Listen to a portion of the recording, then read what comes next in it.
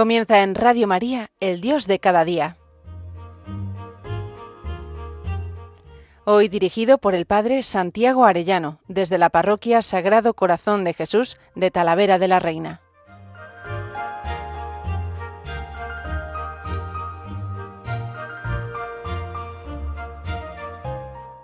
Muy queridos oyentes de Radio María, qué alegría un lunes más con todos ustedes en este mes de octubre, mes del Santo Rosario. Qué importante rezar el Rosario para que la mujer venza al dragón, para que la Iglesia, para que María pueda vencer este ataque pues tremendo del enemigo, que sin duda el poder del infierno no prevalecerá sobre ella, pero la Virgen nos recuerda una y otra vez: rezad el Rosario todos los días. También este mes que estamos dedicando en Radio María a los ángeles, a hacerse amigo de los ángeles, a unirse a ellos para glorificar con ellos a Dios. Estamos ya por la noche, estos días, meditando cada día unos minutillos, cómo son los ángeles, los arcángeles, los ángeles de la guarda, las jerarquías, los coros, y creo que puede ser muy bonito, muy provechoso que culminemos este día 31 con ese pacto de amor que le pedían los serafines a Santa Margarita y también a la Madre Amparo del convento de Cantalapiedra de Clarisas, y que nos pide de algún modo también a nosotros ser muy amigos de los ángeles, el ángel de la guarda que está tan pendiente de nosotros, y los arcángeles también, y todas las jerarquías. Vamos a pedir su protección. Quisiera en este programa comenzar a comentar cosas que me están haciendo mucho bien de este libro de El combate espiritual de Lorenzo Scupoli, este hombre que nació en 1530 y que fue admitido en los Teatinos, ingresado en la casa de formación en Nápoles, hizo su noviciado, pudo profesar religiosamente, recibió las órdenes sagradas y siendo también presbítero en 1577. Pero su ministerio es muy misterioso porque ejerció su sacerdocio en varias ciudades, en Milán, en Génova, en Venecia, en Roma, y le conoció San Francisco de Sales cuando el santo era estudiante en Padua. Es un libro que llevó durante 19 años San Francisco de Sales y que le hizo inmenso bien. Por eso aconsejo a todos los oyentes a poder leerlo. Este libro pues tan antiguo, pero que ha marcado la vida de tantísimos santos, por ejemplo de San Francisco de Sales. En 1585 el padre Lorenzo fue acusado y calumniado de violar las reglas de su comunidad, por lo que fue sometido a un proceso interno, arrestado por un año y suspendido a divinis, sentencia que lo privaba del ejercicio de su sacerdocio, lo obligaba a vestir de manera como los hermanos legos y realizar servicios domésticos. Por su parte, durante el periodo de la condena, el padre Scupoli se entregó a la oración y al estudio. Jamás se quejó con nadie de los hechos que estaba padeciendo. Al contrario, soportaba las acusaciones injustas y los castigos con humildad y mansedumbre, ofreciendo los sufrimientos a Dios con diversas intenciones. Finalmente fue absuelto de toda la pena por el capítulo general, pero tuvo que esperar 25 años, casi hasta el final de su vida, para ser absuelto, pues de hecho el reconocimiento de su inocencia llegó el 29 de abril de 1610, pocos meses antes de su muerte. 25 años que aparentaba condenado, que no podía ejercer su sacerdocio siendo que era un santo varón. Él, en todo ese tiempo pues de oración, ¿no? de lucha espiritual, de combate espiritual, publicó este libro. Fijaros que dice de San Francisco de Sales, para que entendamos, dice que le preguntaron quién era su director o maestro de espíritu, y me respondió sacando del bolsillo el librito El combate espiritual: este es el que con la ayuda divina me ha gobernado y guiado desde mi juventud. Este es mi maestro y director de las cosas de espíritu y de la vida interior. Desde que, siendo un estudiante en la Universidad de Padua, un padre teatino me lo recomendó y me aconsejó que lo leyera frecuentemente. He seguido su consejo y me ha resultado sumamente provechoso. Fue compuesto por un sacerdote muy santo de esa comunidad. Está hablando de este Lorenzo Scupoli. Fijaros que en una de las cartas dice: este otro libro que está leyendo es bueno, le dice a una dirigida suya, pero es algo confuso y difícil. En cambio, el combate espiritual es mucho más ordenado, más claro, y le hará más provecho al leerlo. Va diciendo en distintas cartas, ¿no?, como nunca lo he leído sin sacar provecho, me da mucha paz interior. A una señora casada le decía: léalo frecuentemente. A una viuda: para vencer las tentaciones en el combate espiritual le aconsejo que lea este libro? Bueno, pues esto decía San Francisco de Sales y me parece que es un tesoro que nosotros también podamos conocerlo, conocer este libro que a mí también me está haciendo mucho bien y quisiera por eso comentarles, ¿no? Comienza en el capítulo 1 hablándonos de ningún atleta recibe la medalla de campeón si no ha competido según el reglamento. Bueno, pues tenemos que competir. Esto va de batalla.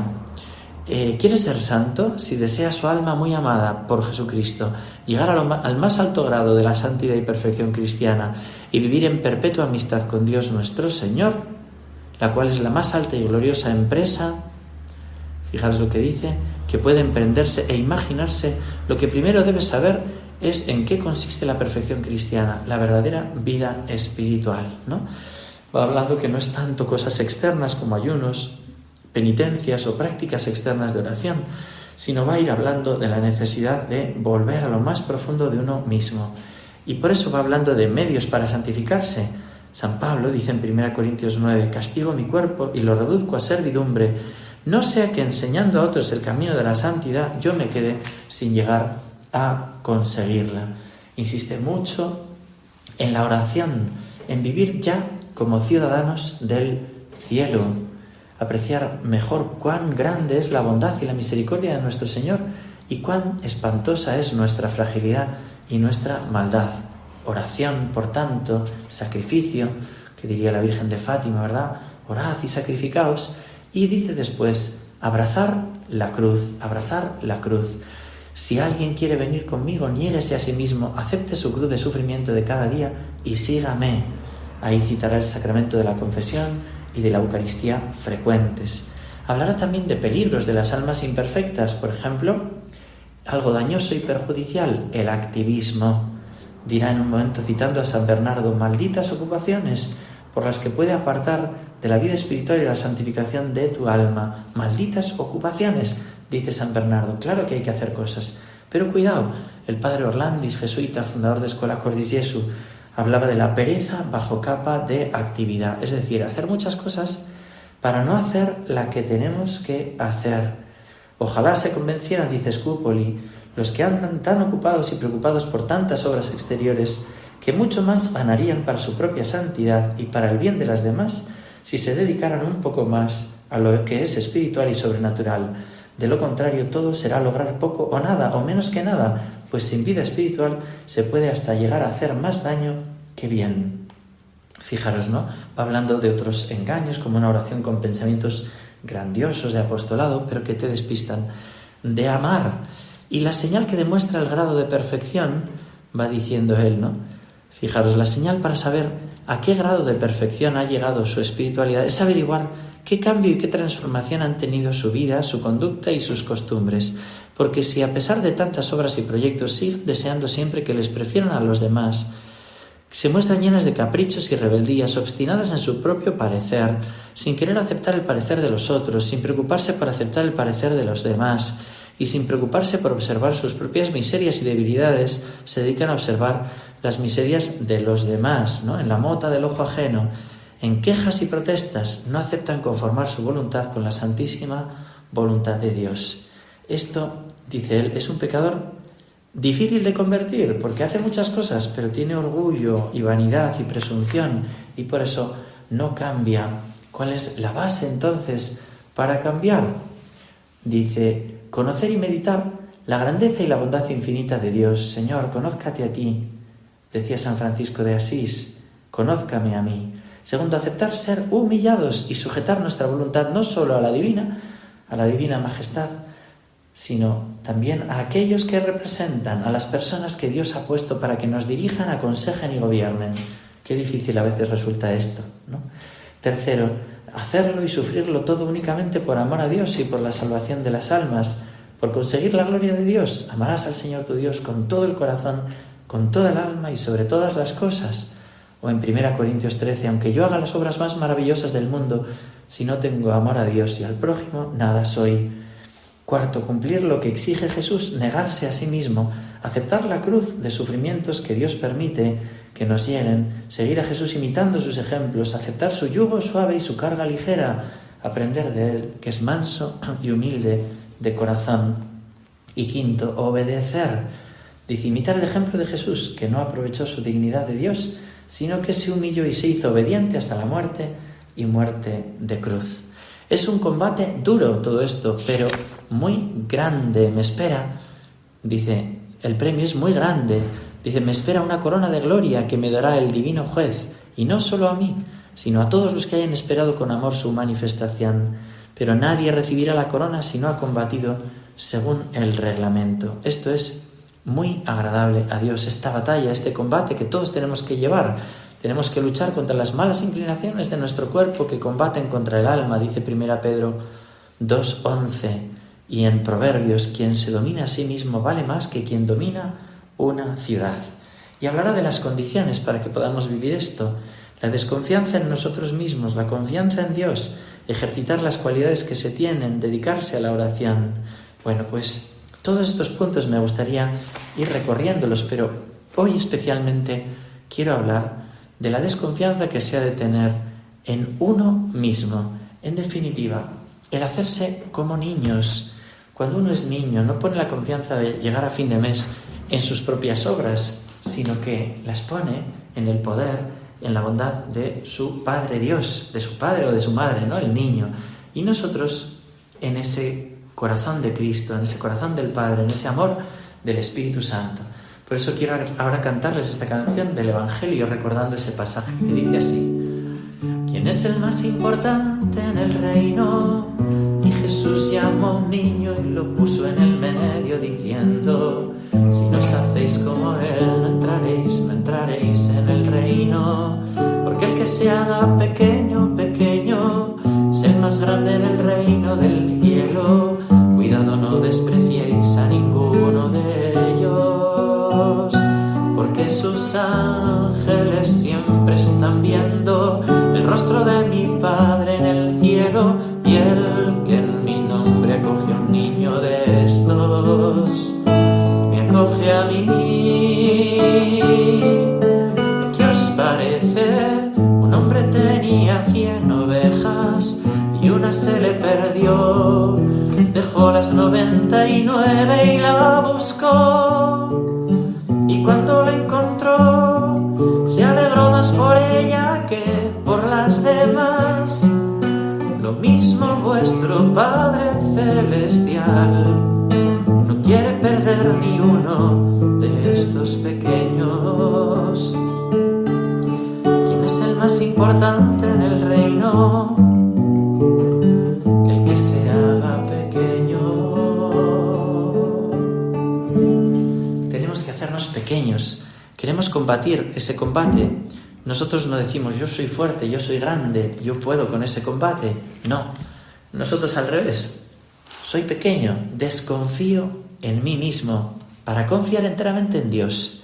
Es sumamente necesaria la desconfianza que se ha de tener en sí mismo para el combate espiritual, dice este autor, Scupoli, en el combate espiritual, sumamente necesario. Dice la profetisa Ana, en la Biblia, no triunfa el ser humano por su propia fuerza. 1 Samuel 2:9. Elí le dice: ¿hasta cuándo vas a seguir borracha? ¿No? Le ve ahí musitando una oración, ¿no? Y le ofende así. Y él dice: no, yo venía a pedir. Dice: dentro de un año tendrás un hijo. Y es Samuel. Y hace un canto precioso esa profetisa Ana, que es muy parecido al Magnificat. La Virgen lleva interiorizado en su corazón versículos del Antiguo Testamento, los conoce de memoria y los reza. Derriba del trono a los poderosos, a los hambrientos los colma de bienes, dispersa a los soberbios. Y esta profetisa dirá: no triunfa el ser humano por su propia fuerza. Dicen paz y seguridad, pero vendrá destrucción repentina, dice 1 Tesalonicenses. Fijaros, es necesario grabar profundamente en nuestra mente esta verdad. Tenemos una falsa estimación de nosotros mismos y esto es un error funesto, dice el salmista. Yo creía muy tranquilo, no fracasaré jamás, pero alejaste, oh Dios, tu ayuda de mi lado y caí en derrota y opresión. Fijaros que a veces por la educación que hemos tenido desde niños, ¿no? Que el niño sea autosuficiente, si quieres puedes. Pues en la vida espiritual no es así. A ver, en nada es así, pero porque siempre necesitamos, nadie se hace a sí mismo. necesitamos que nos ayuden, pero especialmente en la vida espiritual necesitamos la ayuda de Dios y sin esto no podemos nada. Dice San Pablo en Filipenses 2, toda nuestra capacidad viene de Dios, pues Dios es el que obra en nosotros el querer y el obrar. Por eso Santa Hildegarda decía así, de lo único que puedo tener absoluta seguridad en cuanto a mí misma es de mi pavorosa debilidad para pecar y de mi terrible inclinación hacia el mal. Cuando uno ve que un hermano cae, no dice, yo no soy como él, no. Uno se da cuenta que podría caer perfectamente si no lo sostuviera Dios. Si no lo hubiera sostenido, ya hubiera caído en cosas aún peores que cualquiera de los que vemos caer. El camino que nosotros queremos llevar es el camino de la humildad y por eso habrá que pasar noches oscuras, desgarros, sensación de incapacidad, tentación, caída, noche, acedia. Tenemos que pasar pues todo eso para que podamos convencernos de que nosotros nada podemos. Por eso los remedios será primero convencerse de esto, dirá Scopoli. El primer remedio, entender, sin mí no podéis hacer nada. Es el discurso en la última cena, Juan 15:5. Sin mí no podéis hacer nada. Y es verdad. El segundo remedio será pedir la gracia de confiar en Él y desconfiar de nosotros mismos. Cuando vas a emprender una batalla, pide la gracia de no poner ningún apoyo en ti. El tercer remedio será recordar a los enemigos. Se transforman en ángeles de luz para engañarnos, son más listos que nosotros. Y el salmista dirá, Señor, ¿hasta cuándo van a triunfar los enemigos de mi alma? Que no pueda decir mi enemigo, le he vencido, que no se alegren mis adversarios de mi fracaso. Y en Isaías 14:12, ¿cómo caíste del cielo, lucero, hijo de la mañana? El cuarto remedio consistirá en reflexionar en nuestra debilidad, en nuestras caídas concretas, ¿no? Aquellas caídas, ¿no? Que a veces nos duelen porque nos humillan, pero cuidado, ¿no? Que no sea por eso, que nos duelan porque hemos ofendido al Señor, que nos duelan no porque ha caído nuestro orgullo. Si no aceptamos que nos desprecien y nos humillen, dice él, será la condición sine qua non, sin la cual no es posible. Hemos de aceptar que nos humillen. Y San Agustín dirá, temo que vas a caer en faltas que te humillarán mucho, porque noto que tienes demasiado orgullo. Fijaros que el primer combate será ese, pedir la profunda humildad, convencerte de tu propia nada. A conclusión dirá este Scupoli, este autor pues maravilloso, ¿no? De este combate espiritual, que cada vez que caigas en alguna falta reconozcas humildemente que por tu propia cuenta, sin la ayuda de Dios, no eres capaz ni siquiera de fabricar un buen pensamiento o de resistir a una sola tentación, y le pidas al Señor que te conceda su luz e iluminación para convencerte de tu propia nada, de la necesidad de la gracia. Por eso quiero invitar a todos los oyentes a que recen habitualmente las letanías de la humildad del cardenal Merry del Val, que es muy hermoso recitarlas. Jesús manso y humilde de corazón, óyeme. Y después de cada frase decir, líbrame Jesús, del deseo de ser lisonjeado, alabado, honrado, aplaudido, líbrame Jesús. Del deseo de ser preferido a otros, consultado, aceptado, humillado, líbrame Jesús. Del deseo de ser consultado, del deseo de ser aceptado, líbrame Jesús. Y ahora dice, del temor de ser humillado, despreciado, reprendido, líbrame Jesús. Del temor de ser calumniado, olvidado, puesto en ridículo, líbrame Jesús. Del temor de ser injuriado, juzgado con malicia, líbrame Jesús. Qué fácil a veces es cambiar, ¿no? Y decir, del deseo de ser lisonjeado, ayúdame Jesús, ¿no? No. Es líbrame Jesús. Y ahora al revés, Jesús dame la gracia de desearlo. Que otros sean más amados que yo, Jesús dame la gracia de desearlo. Que otros sean más estimados que yo, Jesús dame la gracia de desearlo. Que otros crezcan en la opinión del mundo y yo me eclipse. Que otros sean alabados y de mí no se haga caso. Que otros sean empleados en cargos y a mí se me juzgue inútil, Jesús dame la gracia de desearlo. Que otros sean preferidos a mí en todo, que los demás sean más santos que yo, con tal de que yo sea todo lo santo que pueda. Jesús, dame la gracia de desearlo. Cuánto bien hace esta oración, estas letanías de la humildad de este cardenal Merry del Val. Os invito a que las busquéis y a que las recéis, que están por todos lados en internet. Y termina esa oración diciendo, oh Jesús, que siendo Dios te humillaste hasta la muerte y muerte de cruz, para ser ejemplo perenne que confunda nuestro orgullo y amor propio. Concédenos la gracia de aprender y practicar tu ejemplo, para que humillándonos como corresponde a nuestra miseria aquí en la tierra, podamos ser ensalzados hasta gozar eternamente de ti en el cielo. Amén. Bueno, pues vamos a pedir esta profunda humildad en este mes del Rosario por medio de nuestra Madre la Virgen y en este mes de los ángeles también, que nuestro ángel de la guarda, que se humilla ante la presencia de Dios y solo vive para glorificarle, que nos enseñe a vivir así. Que Dios os bendiga a todos y hasta pronto si Dios quiere.